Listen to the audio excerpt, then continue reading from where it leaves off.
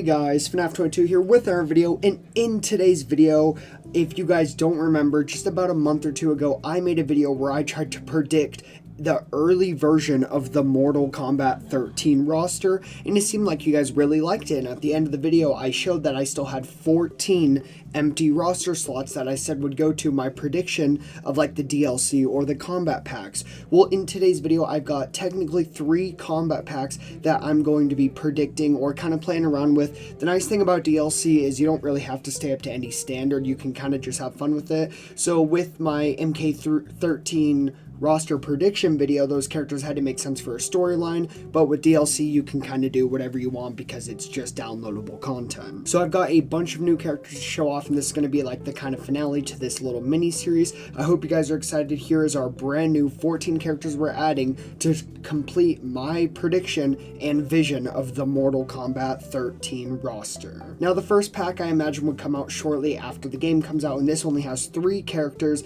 and it's just like a little mini pack called the Missing Pieces pack. Now this is going to fill in because if I'm Warner Bros, and if you guys haven't seen my last video, definitely go watch it, but I pretty much said we're getting rid of Sub-Zero, we're keeping Noob Saibot full-time, and then we're going to add Frost as like the brand new Sub-Zero.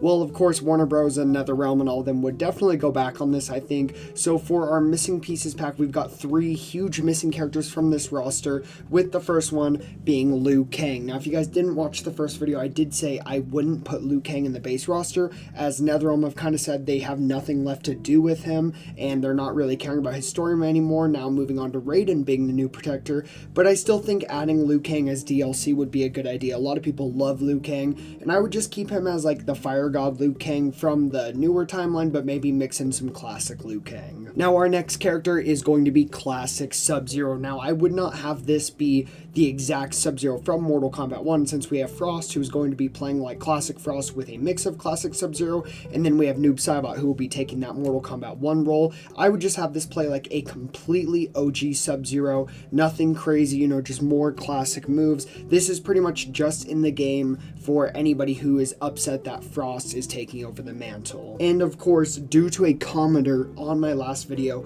the 3rd character in this pack must be Jax. Wait, this is brutality! You can't do it! Wrong, Jarek. This is not a brutality. This is a fatality.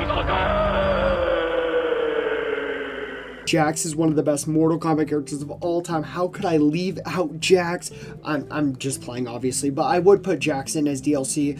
The reason I left him out is because I was going to put him in as DLC, just because I think adding Sub-Zero, Liu Kang, and Jax, 3 characters who aren't necessarily needed, but would be cool additions as DLC, would be a really cool mini pack to add right as the first like DLC pack for this game. Now let's move on to the actual meat of this video, the 2 combat packs, with our first combat pack having 5 characters and our second combat pack having 6 characters. Or now there are going to be crossover characters in this. I know a lot of people don't like guest characters in Mortal Kombat, they prefer just to all be Mortal Kombat characters, but I try to keep it balanced. So like in the first pack I've got 3 Mortal Kombat characters and 2 guest characters, and then in the second one 3 MK3 guest characters, so there's only like 5 guest characters total, so nothing too crazy, but these are going to be in the order in which I think they would release, with the first one in Combat Pack 1 being Kung Jin. Now I think it was really cool that they added Takeda to Mortal Kombat 1, and I think it was really cool because they gave him a fresh brand new moveset and fresh brand new character, but they don't have to add him into the story because obviously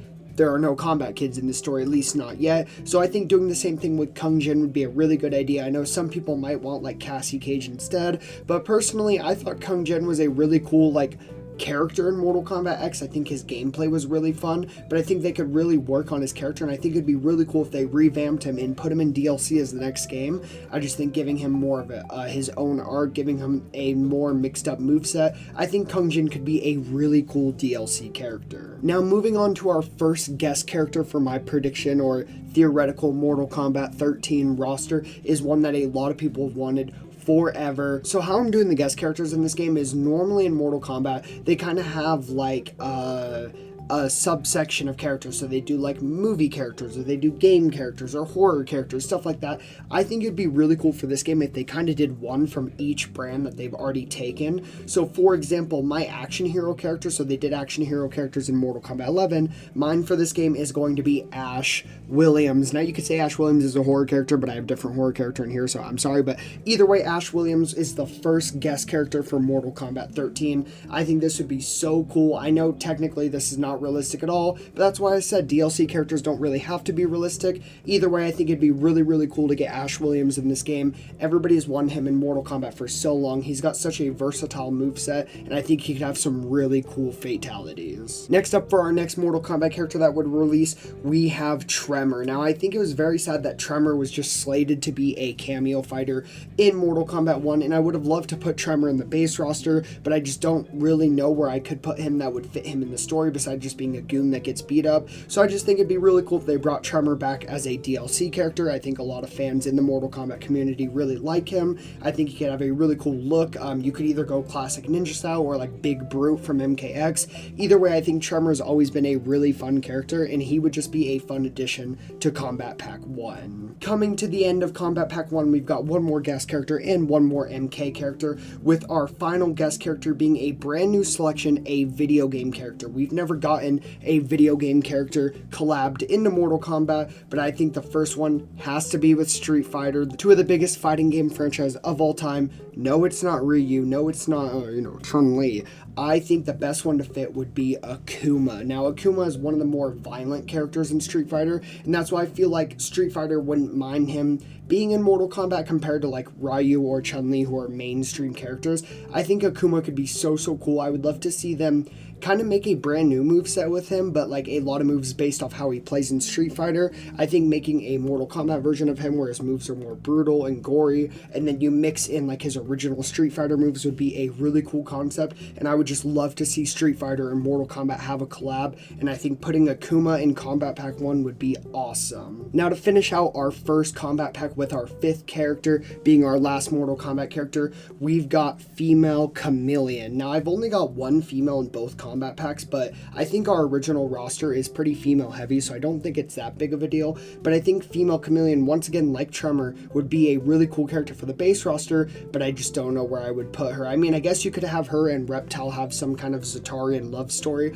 Either way, though, I really like Chameleon as a character. I think she was a really cool cameo character in Mortal Kombat 1, and I would love to see them bring her back. I would love if instead of her just having like Katana and Jade, maybe you give her the female ninjas that were missing in this game, like Tanya, like, I would say Sindel, but I guess Sindel's not really like a female ninja. Either way, I would love to have her have mix-ins of all the female ninjas we're missing in this game, as well as an original moveset. Even if it's just giving her like a melee weapon or something to use, just give her something extra that makes her character more than just the female ninja who copies other female ninjas. And that is our first 2 packs, only leaving us with 6 more DLC characters for Kombat Pack 2. And this one I really had to think about. I needed 3 amazing guest characters. I needed 3 really cool Mortal Kombat characters. So we kick things off with our first MK character being Floyd. Now, I know a lot of people might think this is weird. What? You have Floyd in this game? I think Floyd is a cool concept. I think a lot of people loved him after seeing his little cameo in Mortal Kombat 1, but I think he would work the best as a DLC character. I don't necessarily think he needs to be a base roster character, but I think he could be a very fun DLC character. Obviously, he could just play like he did in the little intermissions in Mortal Kombat 1, and then you could just add some new moveset stuff.